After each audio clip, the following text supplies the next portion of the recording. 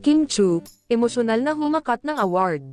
Kim, Paulo wagi sa PMPC Awards. Maraming salamat sa mga nakakatandem ko, lalong-lalo na kay Paolo. Thank you. Dahil hindi naman mabubuo tong power tandem kung wala yung isang puso dyan. So thank you so much.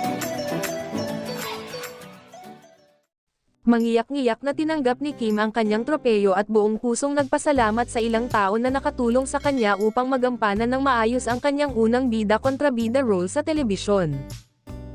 Waging Best Actress si Kim Chu habang Best Actor naman si Piolo Pascual sa naganap na 38th PMPC Star Awards for Television.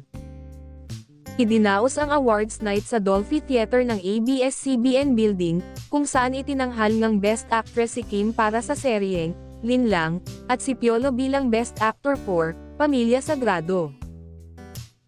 Nagtilian naman ang kanilang mga tagahanga ng umakyat sa entablado upang tanggapin ang kanilang tropeyo bilang German Moreno Power Tandem ang Kim Pao, Kim Chu at Paulo Avellino. Nanalong Best Drama Supporting Actress si Janine Gutierrez for Lavender Fields.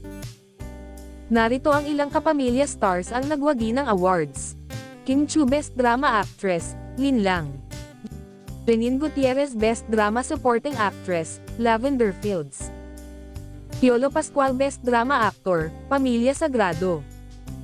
Kim Chu and Paulo Avellino German Moreno Power Tandem Award, Linlang.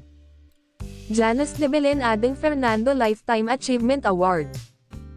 The program, FPJ Batang Quiapo, also bagged the award for Best Primetime TV Series.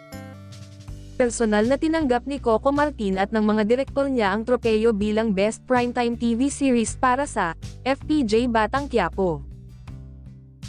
Naging emosyonal si Janice de Belen na tinanggap ang pinakamataas na rekognisyon para sa isang artista o TV host bilang recipient ng Ading Fernando Lifetime Achievement Award at nagbalik tanaw siya sa kanyang pagsisimula bilang child star noong 1978.